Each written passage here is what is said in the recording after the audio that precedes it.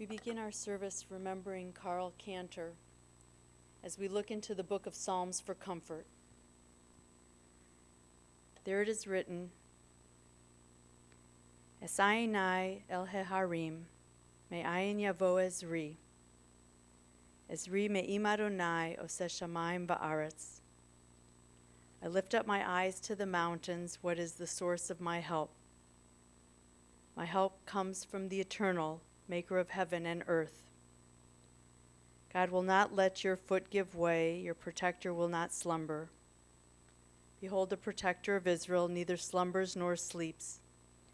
God is your guardian. God is your protection at your right hand. The sun will not strike you by day, nor the moon by night. God will guard you from all harm and protect your being. Adonai yishmor tzeitecha uvoecha me'ata ve'ad olam. May the Eternal guard you in your going and your coming, now and forevermore. Mizmor LeDavid, Adonai roi lo echsar, benot desha yarbitzeni, al mei menuchot yinachaleni. The Lord is my shepherd, I shall not want. You make me lie down in green pastures. You lead me beside still waters. You restore my soul. You lead me in right paths for the sake of your name. Even when I walk in the valley of the shadow of death, I shall fear no evil, for you are with me. With rod and staff you comfort me. You have set a table before me in the presence of my enemies. You have anointed my head with oil, my cup runneth over. Surely goodness and mercy shall follow me all the days of my life, and I shall dwell in the house of the Eternal forever.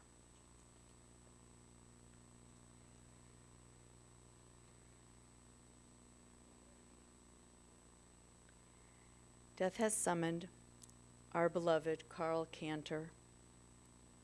Our souls cry out unto you, O God. What are we? Are we the creatures of dust whose destiny is but to return to the dust from which we came? The ancient sage has taught us the spirit of the human being is the lamp of the eternal. Not even the darkness of death can extinguish the light which the eternal has kindled in the sanctuary of the human soul. Therefore, O God, we thank you in this solemn hour for that which was deathless in the life of our cherished Karl, and which is now revealed to us in all of its beauty. For his love that united us in life and which death cannot sever. For his companionship which we shared along life's path and which still continues through the tenderness of memory. For the gifts of his heart and mind which brought us joy and happiness and now have become a precious heritage of the Spirit. For all these and more, we give you our praise. Grant unto us, O God, the strength of all the generations of our people, who in the face of bereavement proclaimed, Adonai Natan, v'Adonai Lakach, Yehi Shem Adonai Mevorach. God has given, God has taken away, still, blessed be the name of God.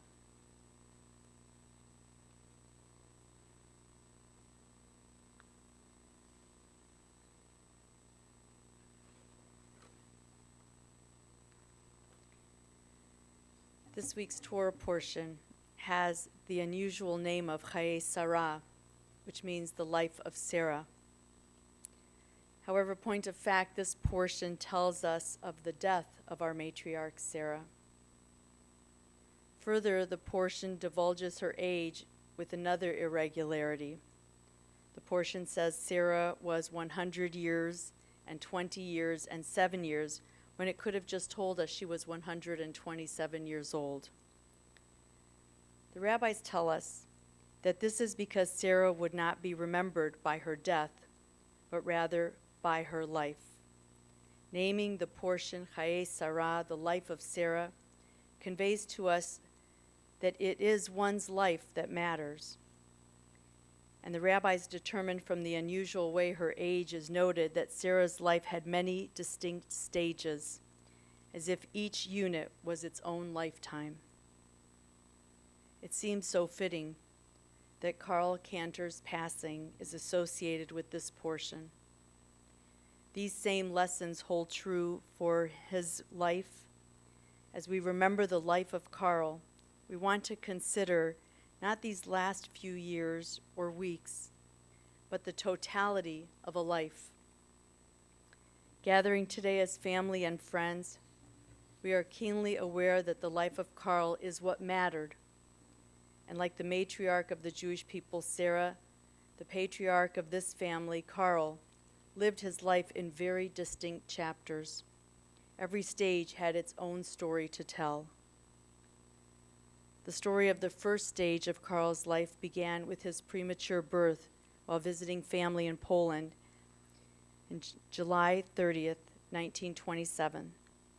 Because of the stature of his motherland, Karl's parents, William and Erna, did not want to register his birth until they were finally able to bring him back to Danzig, Germany, and that would make his birthday officially October 30th, 1927. Karl grew up in Danzig, where his parents owned a restaurant bar called Cafe America. There his family was able to enjoy many material comforts, but for Karl and his older sister Trudy, there was little family warmth to make for a gentle childhood in their home. Additionally, by the time that Karl was 7, his father, sensing the foreboding conditions of Germany, began transferring money to the United States, and rumor had it that he killed a Nazi and therefore had to flee there himself. Finally, in May of 1938, at the age of 9, Karl's mother clandestinely took his sister and him, leaving everything else behind, just barely escaping from the Nazis, who would shortly begin their official rounding up of the Jews. And they boarded the Aquatina, a ship that was bound to sail for New York. It was not until years later, after the release of Schindler's List, that Karl was able to revisit those experiences of Danzig, and he would even turn over his family pictures for the official Danzig exhibit in New York City, and that would later travel the world. Thus was preserved the story of this 10-year-old boy who was among the lucky ones to leave Europe just in time and to arrive in the New York harbor of America. Karl's next chapter opened in New York City. Living at 81st in Amsterdam, speaking no English, he initially had difficulty in school, but playing the American pastime of stickball at recess, he quickly became proficient at the new language and the new culture of his adopted country. He advanced through high school, then graduated from New York City College with a degree in accounting. Having become an American citizen, Karl served his country stateside in the Army, and later he would march in parades with great pride amongst the Jewish war veterans. And he was so proud later on in his life to take the honor flight. By the time of his 22nd birthday, Karl would meet the woman who would transform his life, a new stage. They met in the city of Freedom, New Jersey, an appropriate name for the newborn freedoms he would experience with Etta Rubin. Having considerable experience in restaurants and bartending since his family had opened in America Cafe Old Europe, Karl was helping out a friend at a sorority fraternity party. However, there was this girl who kept catching his eye. Etta, you described how you were not into the square dancing music that was going on inside, so you went out for a smoke. And this guy, whose outfit you could describe to a T, seemed to you like a busboy who followed you out to chat. But every time the music stopped, ironically, he'd disappear. Finally, he asked you if you'd like a drink, and when he went behind the bar to make it for you, you realized what was going on. He was bartending with a friend. As the evening ended, Carl inquired in his most formal English, "Can I see you once?" Although you kind of put him off because you were dating someone else, when you told him you'd be out of town for the next few weekends, he was determined to move this along. Carl was persistent. He showed up at the next weekend at the resort you were staying at. He was a good listener and had caught on. And he turned out to be your knight in shining armor when you became ill and he showed up with food, earning him that first formal date. And it was at that first date that Carl made his intentions known. Though he had a severe stutter, there was no hesitation on his part at the end of the evening when he proposed to you. It took you a little longer to accept, but on August 27, 1950, the two of you were married, and so began the next amazing 69 years of your lives together. With Etta's doting attention, making Carl feel special by giving him those things we often take for granted in our childhood, things like a first birthday party, and making him his first ever birthday cake, he began to see light, and his heart began to lighten. He depended on you, Etta, in simple ways, helping him know what clothing matched, and in more profound ways, like the way you instilled confidence and compassion into his life. He would often remark at how different and wonderful his life was from the moment he met you, how he had never imagined he could feel so blessed. As his career advanced, he practiced as a CPA with a specialty for restaurants, a field he'd grown up in and understood well. He would often take part of his pay in the form of a barter for different agencies, so he would bring home delicious cheesecakes or fine dining opportunities, though he himself had a very limited palate.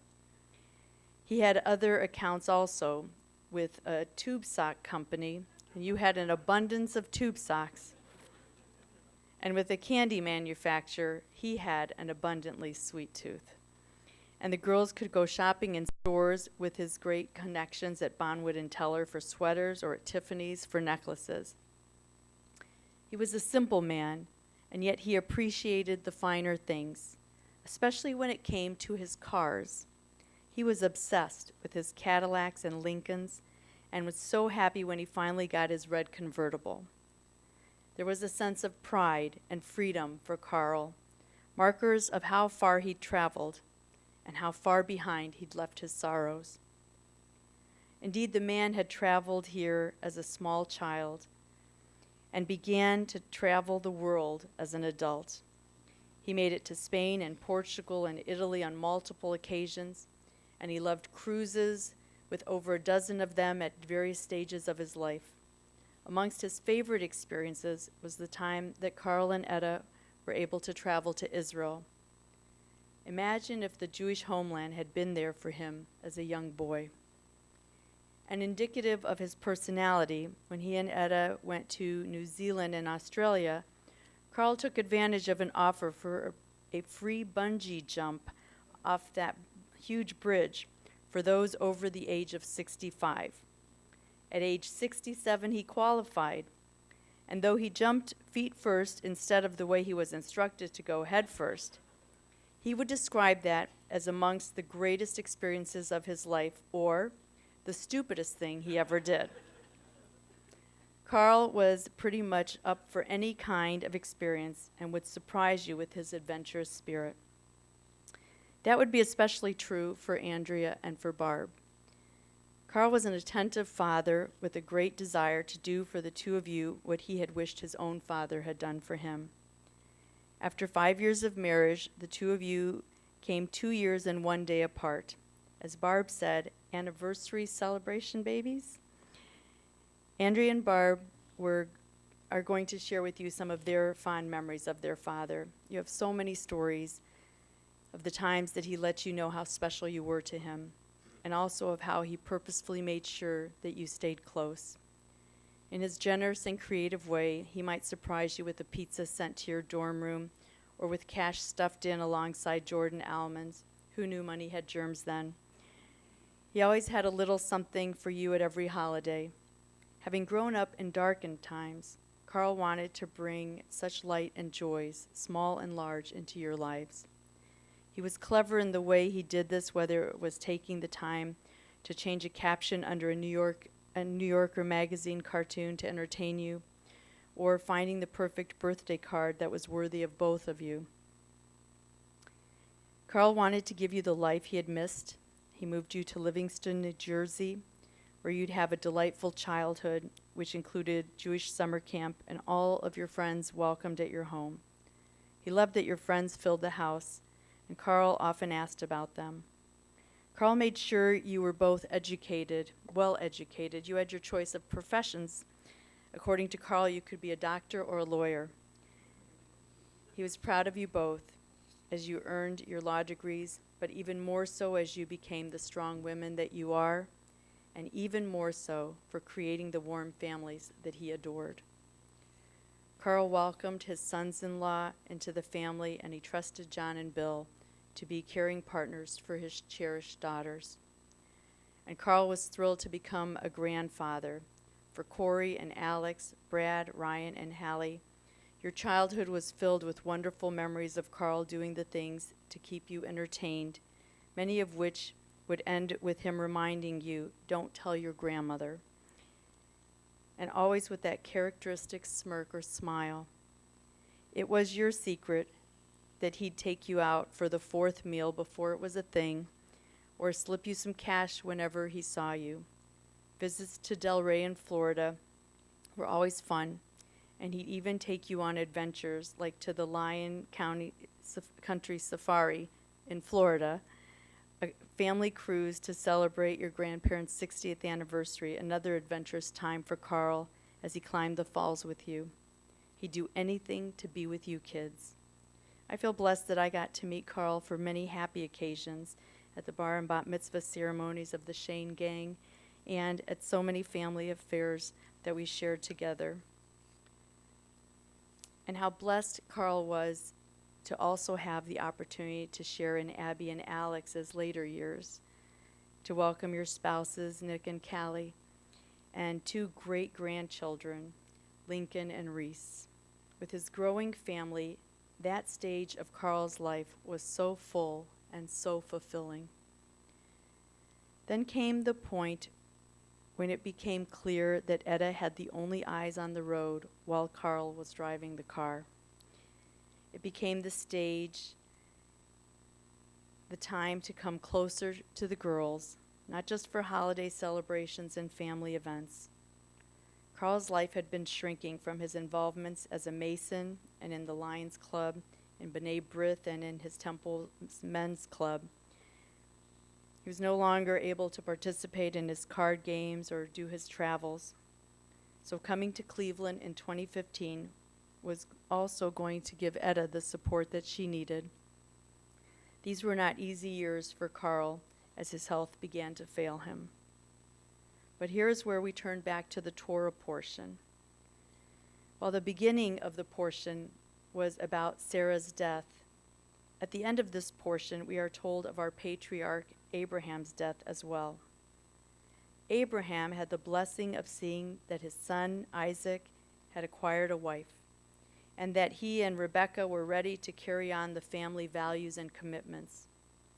Only then does the Torah record, "These are the days of the years of Abraham's life which he lived." And Abraham died in a good old age, an old man and full of years, and was gathered to his people, and his sons buried him. Like Abraham, Carl was able to see to it that his family matters were in order. With peace of mind, he knew that Etta would have her daughters nearby, and that his daughters and their families were happily on their journey, maintaining and enriching the values that he cared so deeply about. Indeed, Carl was blessed to see old age, to see his life lived stage by stage to the ripe age of 92, and to be surrounded in this moment by his loving family, by extended family who have traveled here from near and far to accompany him as he is gathered to his people. It is in this spirit that we join with the sages of our tradition to declare, Zichrono Livracha, may his memory continue to be your blessing. Amen.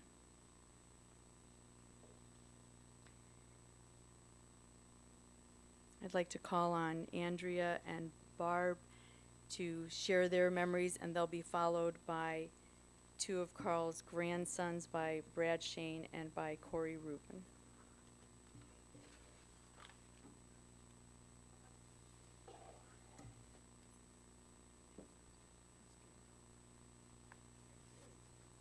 Good morning, everyone. Thank you for being here today. Whoa.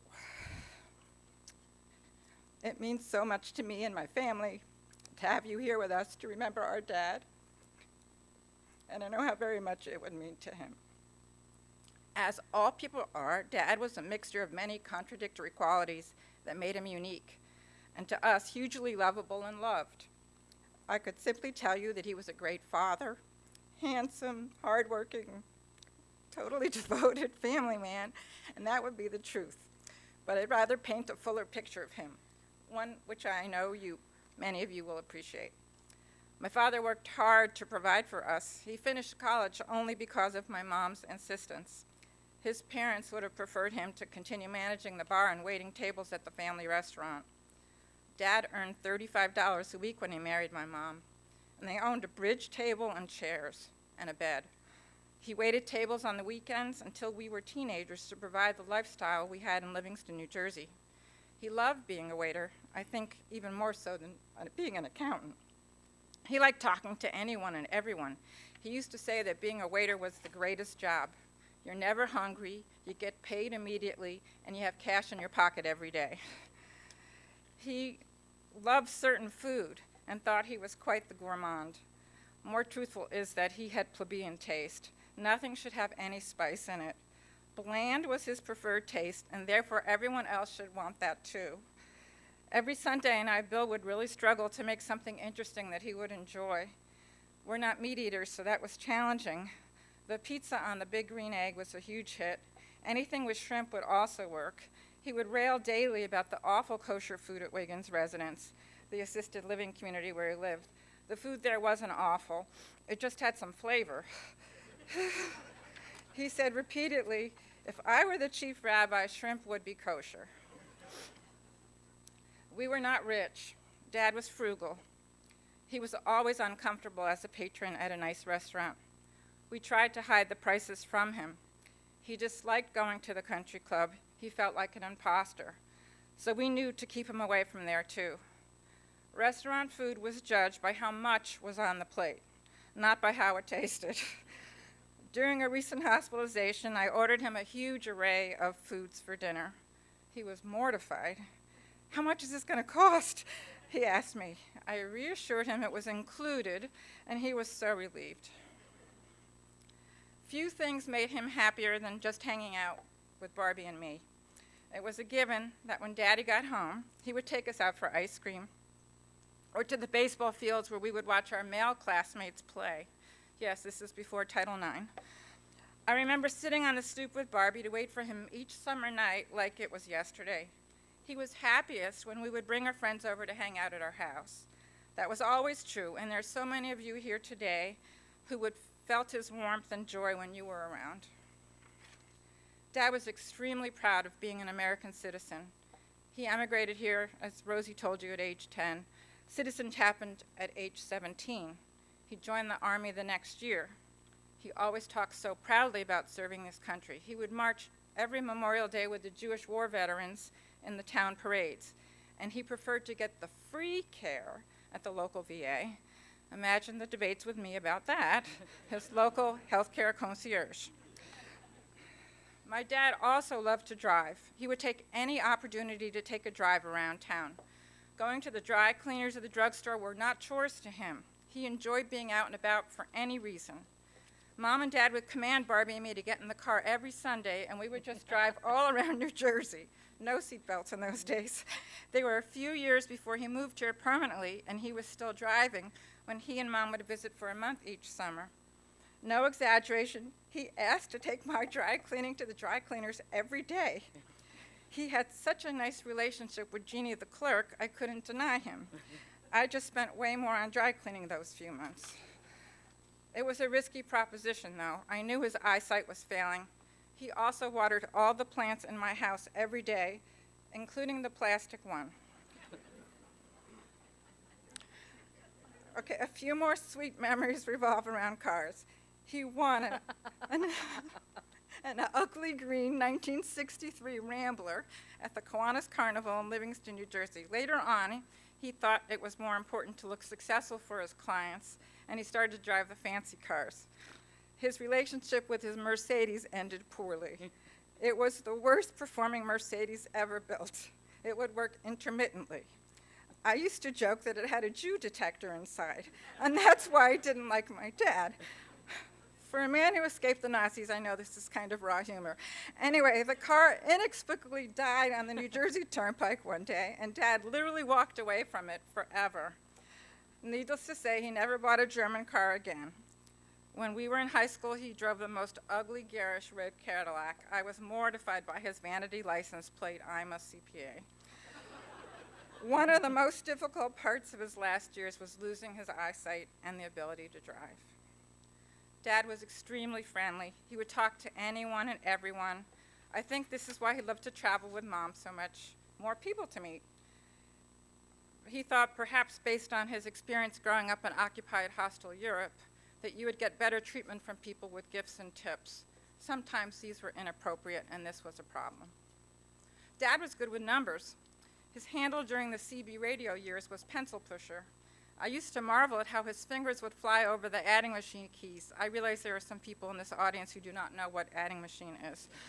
Dad, despite his insistence on owning a desktop, a laptop, and an iPhone, was extremely technologically disabled. He never figured out how to open an attachment.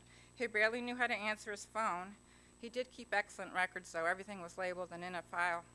And speaking of fingers flying, I wish you could have heard him play the accordion. One of my best childhood memories is knowing that I was going to get to dance around the room when he took that instrument out. I can't leave out our Yorkshire Terrier, Dybbuk, who lived for 17 years. Other than music, Dad had no hobbies except for walking Dybbuk. That's true. Dybbuk adored my father, and it brought Dad some joy just to reminisce about the dog in these past couple of weeks. We feel very fortunate that Dad was able to live with such caring and dignity until the end, and I want to thank my mom and everyone at Cleveland Clinic, his wonderful caregivers at Wiggins Residence, the aides from Home Instead, and Montefiore Maltz Hospice for helping us make that happen. I can truly say that our dad never denied us a single thing, whether it was a car when we each turned 17. Mine was a heap, though. Yours was nice. New fashions, a trip to Europe, annual tickets to Broadway shows, really great education in law school, but even more meaningful, my dad was, along with my mom, our biggest cheerleader. We knew that regardless of our many faults, we could do no wrong in his eyes. I loved him very much, and I will think of him and miss him every day. But wait, there's more. I was thinking about what I have enjoyed about funerals recently. But when it's someone like my dad who lived a long time, I like when you learn about the person, because many of you did not know my dad from my younger days.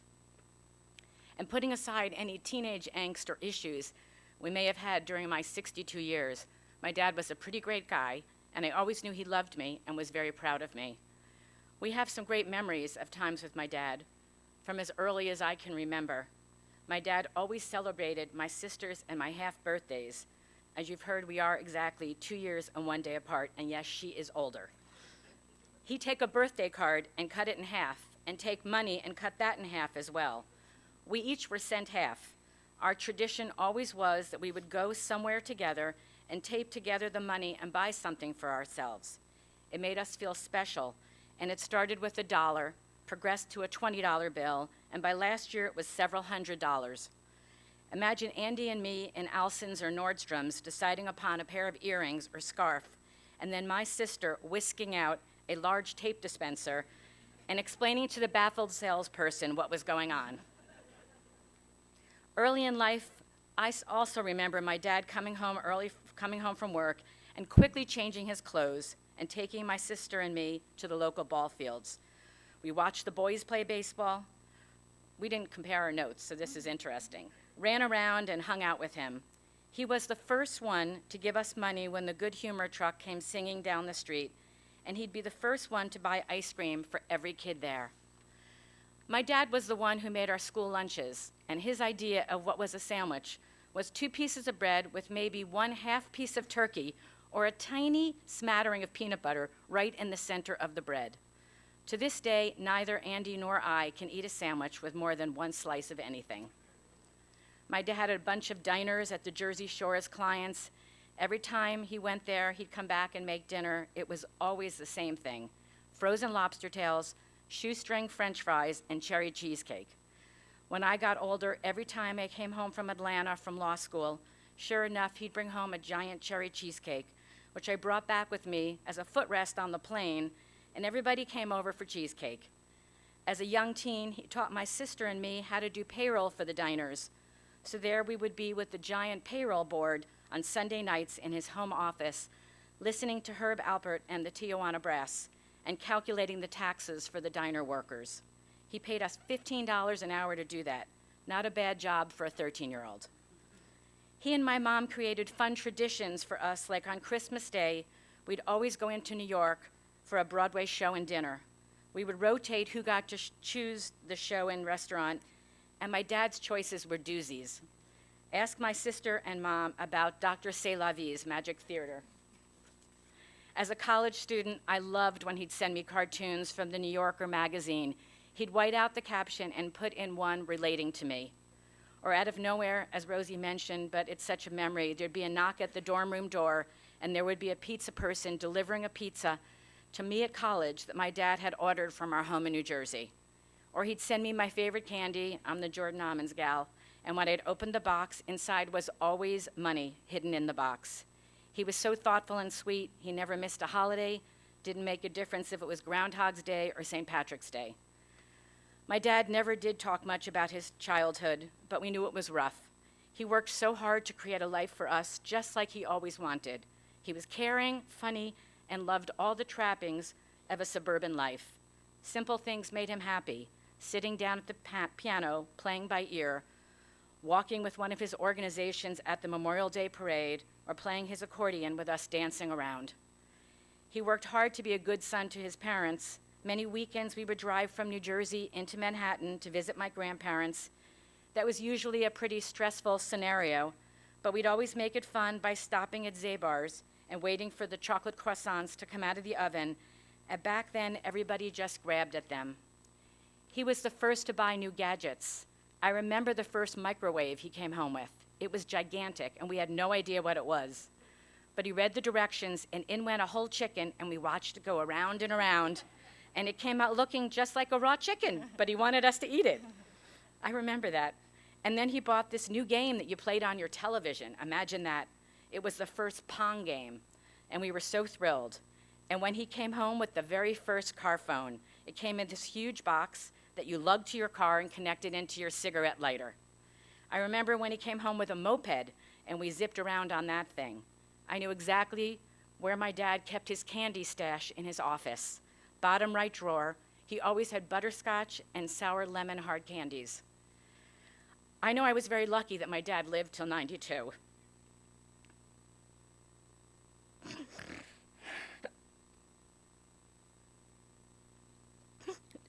It doesn't feel that way right now, but seeing him decline these past several years was tough. I hope these stories paint a picture of my dad, as I hope to always remember him. I hope he's in a peaceful place, running around with my childhood dog, Dybbuk, with someone continuing to pick out his outfits. He could never match anything, and eating his fill of veal parmesan, shrimp, and peach melba. Thank you.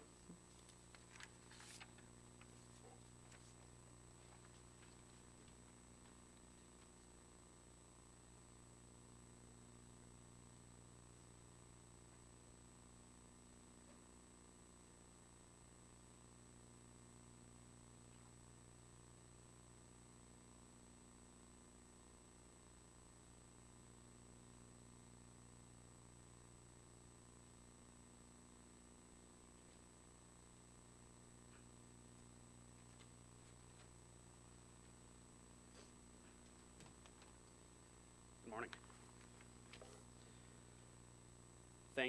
Thank you all for coming. On behalf of the Shane grandchildren, I'd like to take a few moments to talk about my grandfather, what I observed about him and the lessons he taught me. Sure. To honor his memory, I'll be speaking in his native German.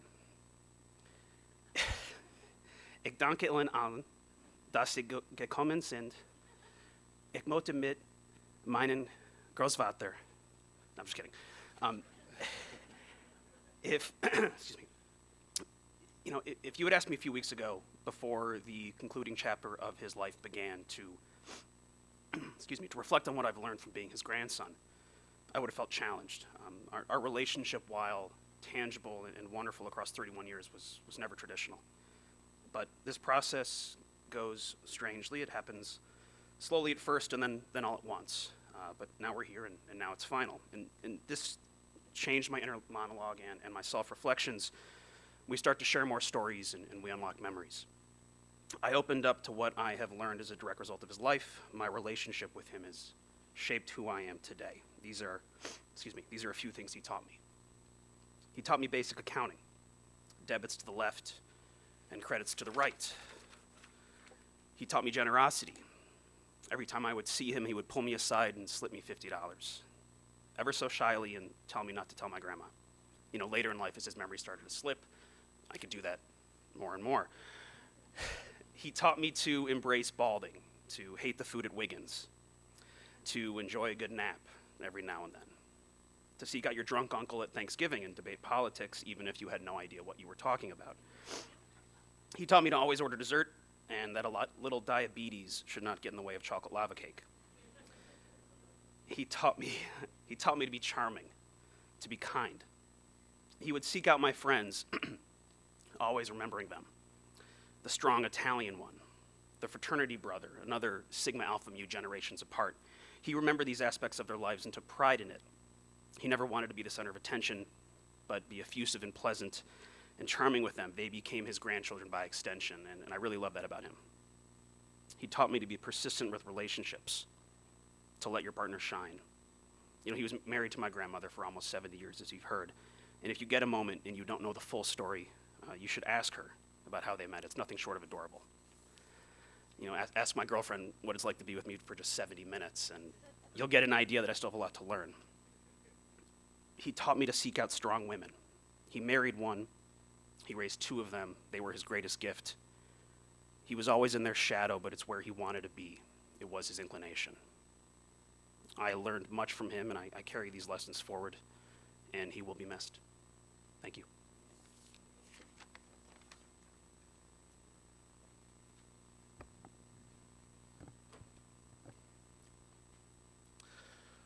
First, let me join my relatives in thanking you all for being here.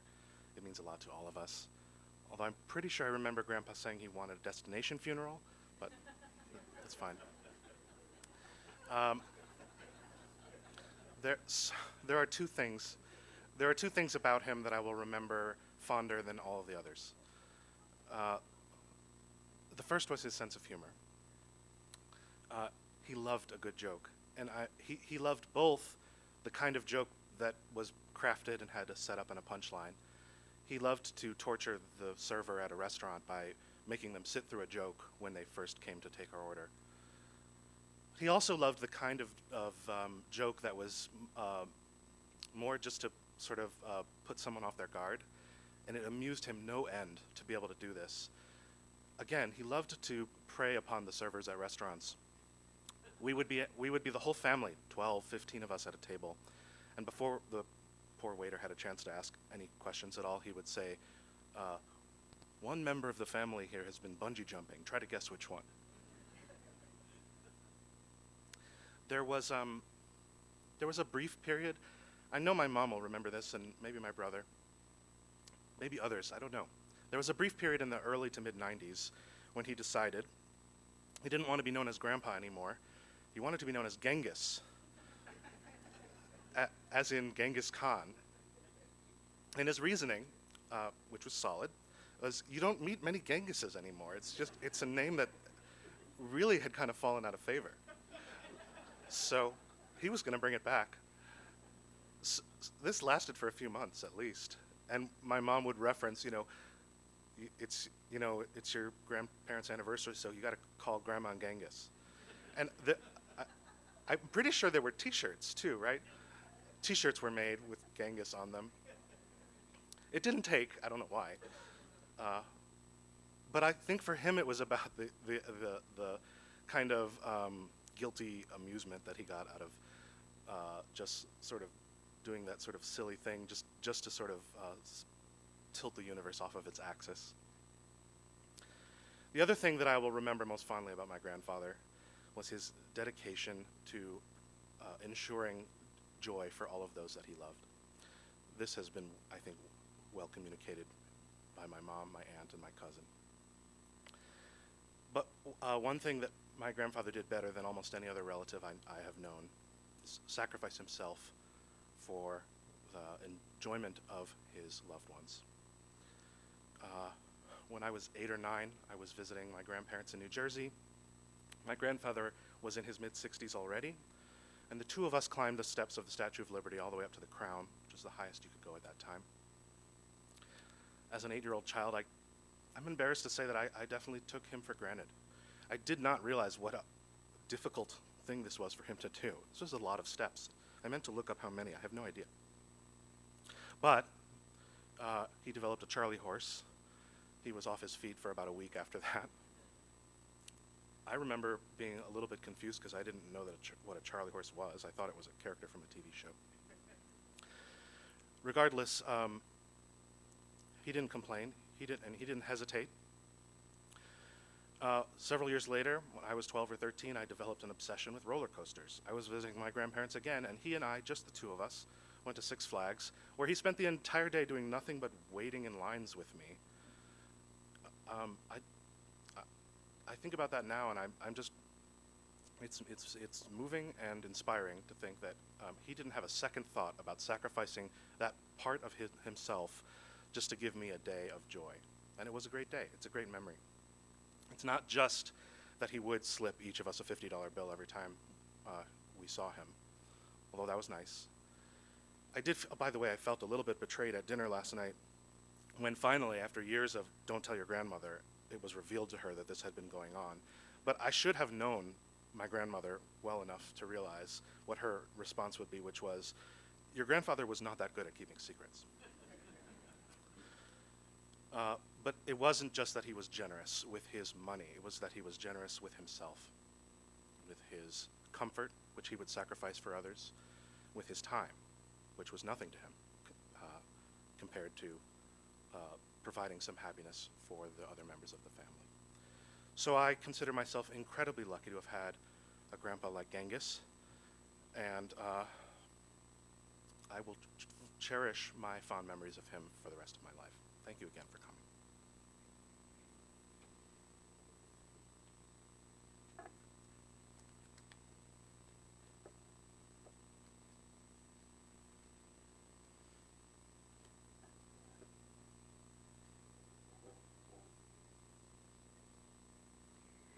Our tradition teaches us, birth is a beginning and death a destination, but life is a journey, a going, a growing, from stage to stage, from childhood to maturity, and youth to old age, from innocence to awareness and ignorance to knowing, from foolishness to discretion and then perhaps to wisdom, from weakness to strength or strength to weakness and often back again. From health to sickness and back we pray to health again.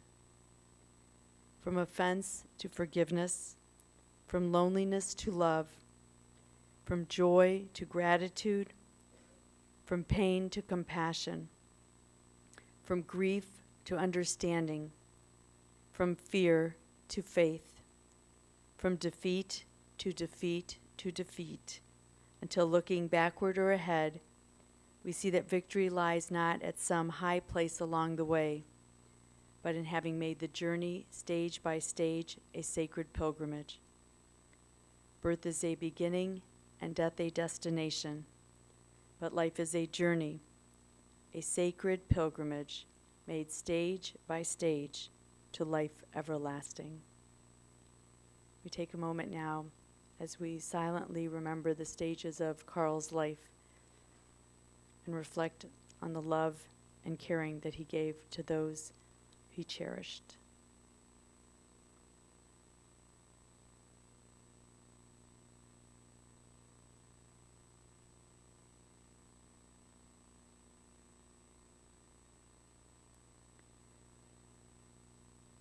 Yihiu l'ratzon imrei fi v'hegion libi lefanecha, Adonai tzuri v'goali. May not only the words that we speak, but even our most precious and private meditations be acceptable to you, our God, our rock, and our Redeemer. Amen. We ask God to accept Carl's soul with the words of El Malay. Please rise.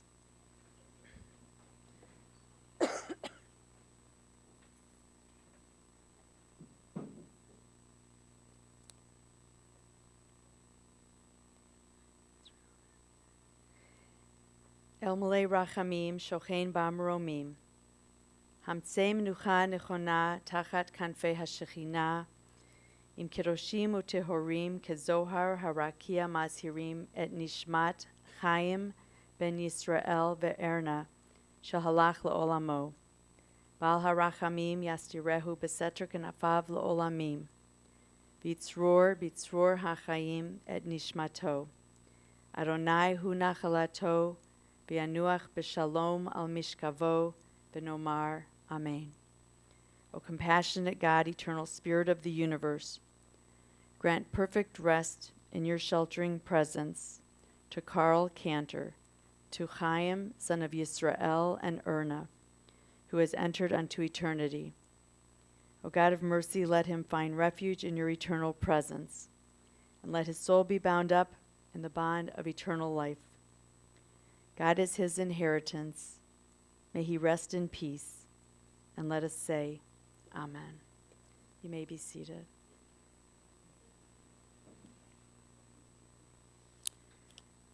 Our service continues at the Mount Olive Cemetery, and the family invites you, following the interment, to join them at the residence of Andrea and Bill Groden, which is 19400 South Woodland Road in Shaker Heights. They will be observing Shiva until 4 o'clock today, and then resuming again from 7 to 9, and tomorrow from noon until 5. Friends who wish may contribute to the Wiggins Place Resident Entertainment Fund, care of Menorah Park.